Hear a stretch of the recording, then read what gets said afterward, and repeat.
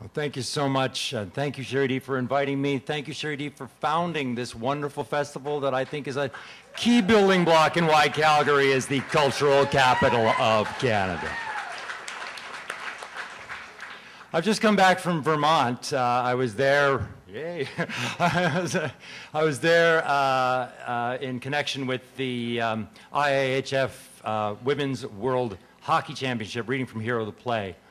There is one bright spot for hockey in this city, in that the Canadians women team won gold in the IIHF Women's World Hockey Championship. Here's a poem from Hero the Play about women's hockey. One of the issues, in 1994, women's hockey was much more of a question and an issue for everybody, and including the kind of questions I was asking about the language of hockey. And one of the questions I asked was, where do women fit into the language of hockey I was working so much with? The answer came. Rayom. Everyone still know that name? Yes. Here is the desire of Manon Rayom, to stop the puck. Come down from the stand, strap on the big pads, painted mask, disappear into goalie, the way a man can be a man and not a man inside the armor. To forget, in the motion of the save, that we do not forget she is always a woman and sex is everything. If she wasn't pretty, she'd never hear that her looks got her on the NHL team in Tampa Bay, where the ushers are women hired from a bar called Hooters. And David Letterman wouldn't have her on late night, prodding her again and again. Say hockey. If Brett Hull was ugly as a wet owl, but scored 86 goals a season, still there'd be kids with his poster on their bedroom doors. To be a woman and have it be her play that counts. To stop the puck where the best are men, for men to be better than they are. On your wall is a collage of women with their arms raised. They are dancing, they are lifting weights. One is a goddess with snakes in her hands. Catwoman reaches for Gotham. Boadicea shakes a spear in the face of Rome. Two nuns run laughing into the splashing waves. Here, I give you Rayom and a glove save. The puck heading for the top corner. Stopped.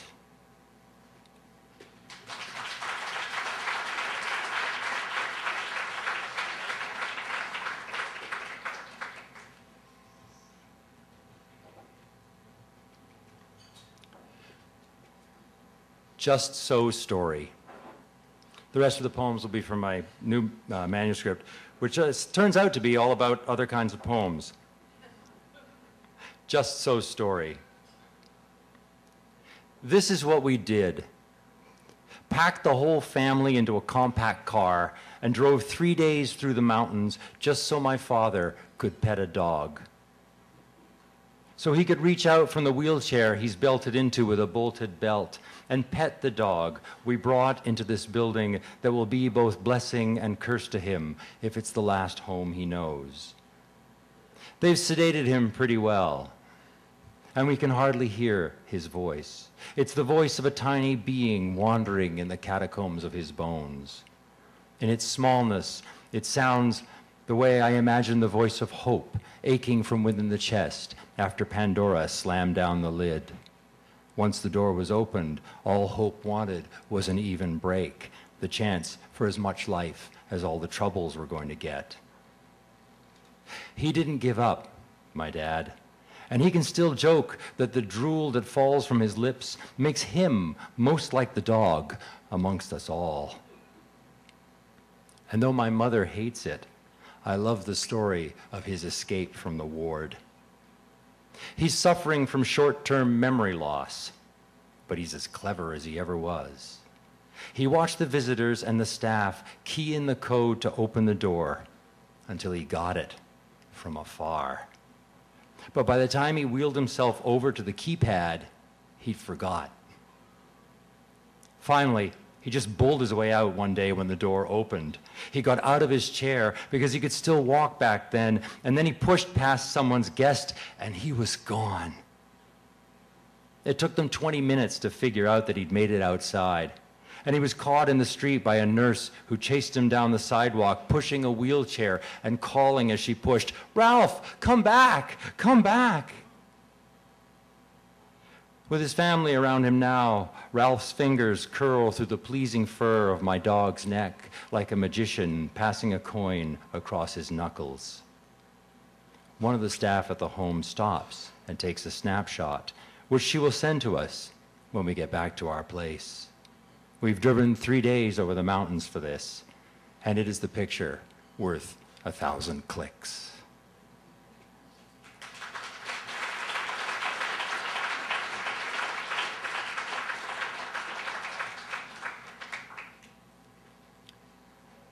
My wife, Lisa, is here in the audience.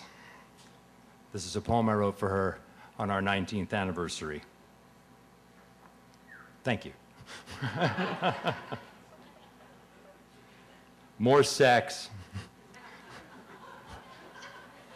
That's great. More sex, more nature. Today on our balcony, we were talking about the poem. More sex, more nature, you say. Let me in. In the garden below us, the sunflower stalks stiffen their seedy heads. I am greedy for the mouths of poetry and words spoken in ways they have never been spoken before. I want to learn the body anew, the way a great fuck teaches me new things about the holes I've known all my life. Sometimes I rise from our bed and wonder if it was really me. Everything is nature and sex. Everything is continuance. I would have told you the opposite before you, before children. A single self is a tiny thing, filled full on so few words. More sex, more nature, you say.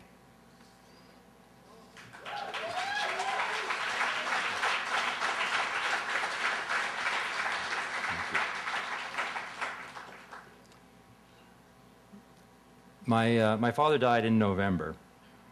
I've been writing a lot. He's actually been teaching me a whole lot ever since then. Skype. Last night I dreamed I was talking with my father on Skype. It must have been Skype, because even though I could see him, he was far away. That's what we talked about, how far away I was from him. This is the way our devices rewrite us. I see my dreams like Skype. Once I would have said, it was as if I was an angel or he was a ghost. Once I would have said, he was on TV, not an ordinary TV, but a TV that could do what television couldn't do when it was invented for me, which was let me talk with the person on the screen, though I was a child and I used to try. But TV would be all I have to express that strange clarity at distances unheard of except in dreams and revelations. Now we have it in software. I am waiting for the next near-death experience to be explained in the language of Skype. I was on the operating table, the returned soul says, with the light at their back, and it was like I was Skyping with my own body. My father is sad. It's been a long time since we talked, and wherever he is, though it looks an awful lot like the infirmary where he died, he knows that we won't be in touch very often. My father is sad, he says, over the connection we have that night, because he is not yet done mourning my loss.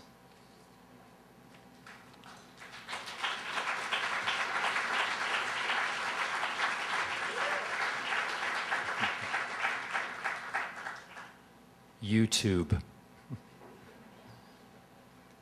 The other day, my daughter paid me the ultimate compliment. If I had a camera, she said, you'd be on YouTube. At first, I wasn't sure what to think. Sometimes that sort of thing is a threat. I said, why? Dragging out the why for the lead-in. Because you're so funny, she said. and I was glad. What I had done was smoke a candle. You've done this, right? Just after the flame is gone, the smoke curls up all mystical, like the end of a perfect film noir cigarette, and you bring the candle close and draw the smoke in through your nose, then blow it out so you're smoking like a dragon from the fire within. And if my daughter had that camera, you could see me do it on YouTube. Because a 17-year-old looked at her 50-plus-year-old dad and said, "You're funny," instead of rolling her eyes, or worse, doing nothing at all. Good thing, too, because for the whole day after, everything tasted like wax.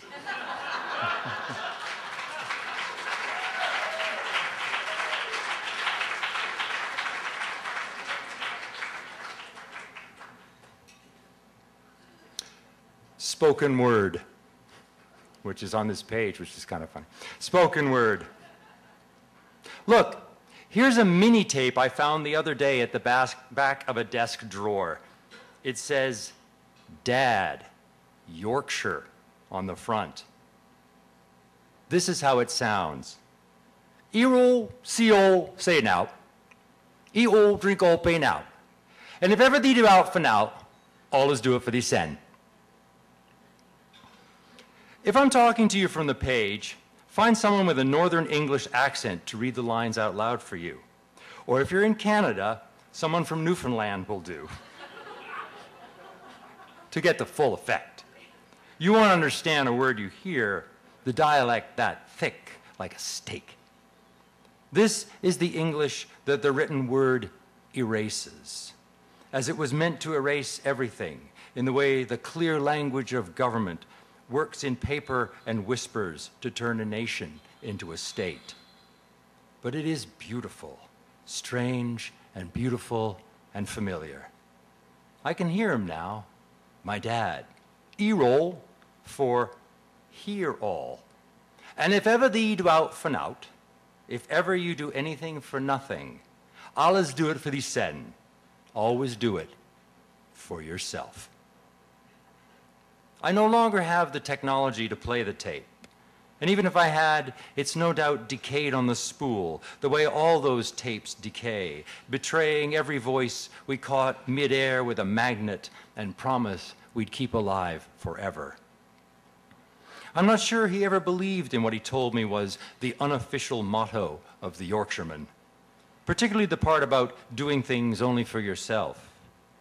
Dad did a lot of things for other people, and not just going off to war the way he did. Much more. And yet, when I think of him saying something he really meant, it was, "You can only teach people to be ungrateful."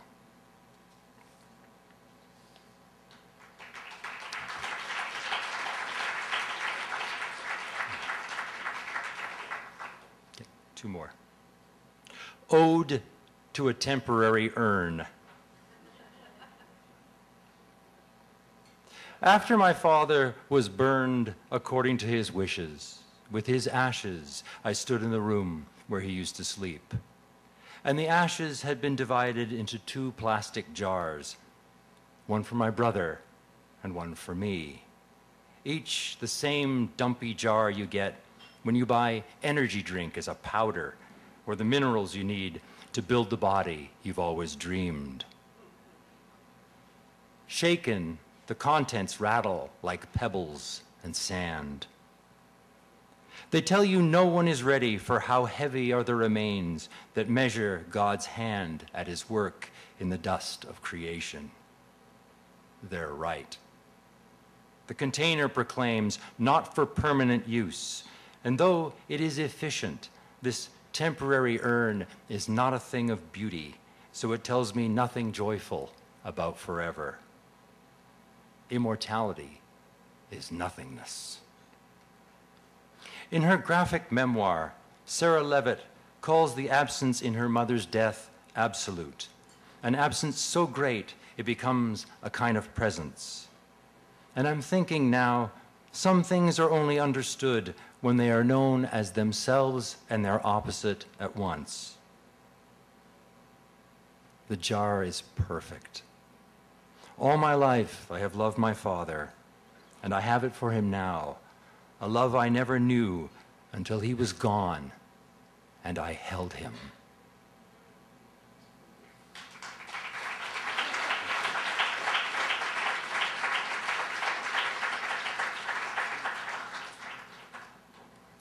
I'd like to end with a love poem. Poem for a crescent moon. I come to you on bended light. There's a poem I'm in no position to write, the rhythm tight as a sonnet and me, no artist of escapes. I come to you on bended light. I write after a morning spent letting time flow through my day like water through a layer of buried stones. But I have nothing to say that isn't simply the setting for a darling gem.